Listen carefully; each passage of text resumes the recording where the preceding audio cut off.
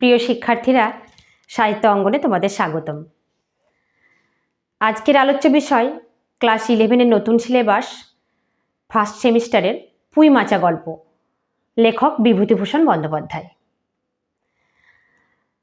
তোমরা মাচা মানে নিশ্চয় জানো, যে সমস্ত গাছ লতানো গাছ হয়, বৃক্ষ জাতীয় গাছ নয়, লতানো গাছ, সেই লতানো গাছকে যাতে করে তার বেড়ে ওঠার সুযোগ হয় লতিয়ে লতিয়ে, সেই কারণে বাঁশের কঞ্চি দিয়ে মাচা করে দেওয়া হয়, তাকে বলা হয় মাচা। পুঁই গাছও লতানো গাছ, সেই পুঁই গাছের মাচাকে বলা হয় পুঁই মাচা। লেখক বিভূতিভূষণ বন্দ্যোপাধ্যায় 1894 খ্রিস্টাব্দে জন্মগ্রহণ করেন এবং 56 বছর বয়সে 1950 খ্রিস্টাব্দে মারা যান। বাংলা সাহিত্যের ইতিহাসে যখন রবীন্দ্রনাথ এবং শরৎচন্দ্রের জয় জয়কার চলছে, তখন বাংলা সাহিত্যের আকাশে বিভূতিভূষণের আবির্ভাব। বিভূতিভূষণ বন্দ্যোপাধ্যায়ের বিখ্যাত কয়েকটি উপন্যাস হল পথের পাঁচালী, ইছামতি, আরণ্যক, অশ্নি সংকেত প্রভৃতি। তিনি অনেক গল্পগ্রন্থও লিখেছেন, এছাড়া কিশোর সাহিত্য এবং ভ্রমণ সাহিত্য লিখেছেন। তিনি ইছামতি উপন্যাসের জন্য সাহিত্যে সর্বোচ্চ পুরস্কার রবীন্দ্র পুরস্কার পান। তাঁর পথের পাঁচালী উপন্যাসের কাহিনী অবলম্বনে নির্মিত চলচ্চিত্র সত্যজিৎ রায়ের পরিচালনায় সেই চলচ্চিত্র আন্তর্জাতিক খ্যাতিসম্পন্ন। বিভূতিভূষণ বন্দ্যোপাধ্যায় অনেক গল্প লিখেছেন, তার মধ্যে তার অন্যতম গল্পগ্রন্থ মেঘমল্লার। এই মেঘমল্লার গল্পগ্রন্থের প্রতিনিধি স্থানীয় গল্প হল পুঁই মাচা। 1931 খ্রিস্টাব্দে প্রবাসী পত্রিকায় গল্পটি প্রকাশিত হয়, 1331 বঙ্গাব্দের মাঘ সংখ্যায়। ডক্টর সুকুমার সেন গল্পটি সম্পর্কে বলেছেন, পথের পাঁচালীর বীজ এই গল্পটির মধ্যে নিহিত ছিল। পুঁই মাচা গল্পের বিষয়বস্তু সংক্ষেপে এরকম: খেন্তি নামে এক সরল প্রাণবন্ত কিশোরী, তার করুণ পরিণতি এই গল্পের বিষয়বস্তু। সহায়হরি চাটুর্যে এবং তার স্ত্রী অন্নপূর্ণা, তার 3 মেয়েকে নিয়ে হচ্ছে এক নিম্নবিত্ত পরিবারের কাহিনী, গ্রাম্য পরিবেশের কাহিনী।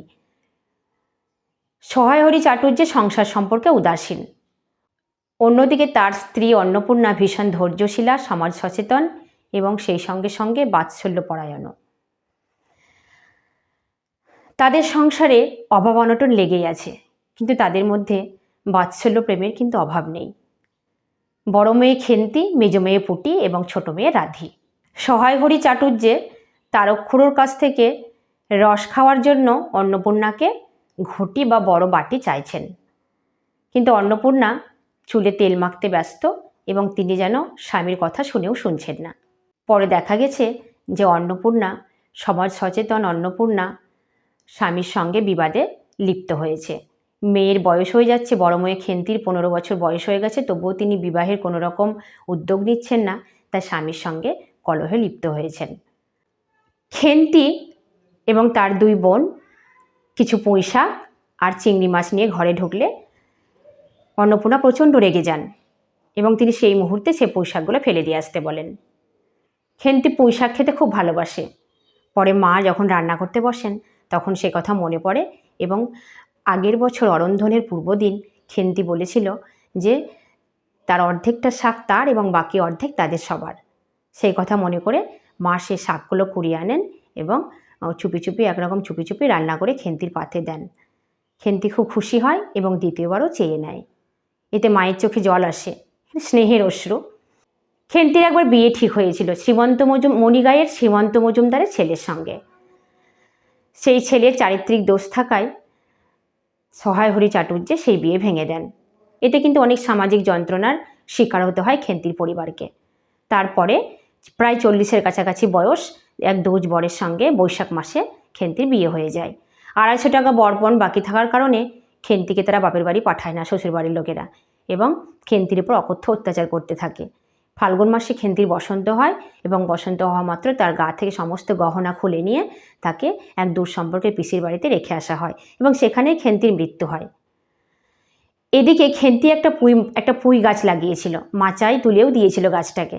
গাছটা সুন্দর করে শীতের শিশির এবং বর্ষার জল পেয়ে ক্রমশ বেড়ে উঠেছে। বছর ঘুরে পৌষ পার্বণের দিন এসেছে এবং সেই পৌষ পার্বণের রাত্রে মা আবার পিঠে করতে বসেছেন। মা অন্নপূর্ণা এবং 2 বোন সেই বসে বসে দিদির কথা স্মরণ করছে এবং মা তার সন্তানের কথা স্মরণ করছে। এদিকে পুঁই মাচাতে পুঁই গাছটাও কিন্তু একদম বেড়ে উঠেছে এবং মাচায় ধরছে না, লুটিয়ে পড়ছে। লেখক এখানে প্রকৃতির সঙ্গে মানব মনের একটা সুসামঞ্জস্য বিধান করেছেন। প্রকৃতির রূপকে, প্রকৃতিরই এক অঙ্গ পুঁই গাছ, সেই পুঁই গাছের রূপকে খেন্তি চরিত্র যেন এখানে বিশেষ মর্যাদা পেয়েছে। খেন্তি চরিত্রকে কেন্দ্র করে পুরো গল্পটা আবর্তিত হয়েছে। নিম্নবিত্ত পরিবারের দুঃখের কাহিনী, এই হচ্ছে গল্পের বিষয়বস্তু।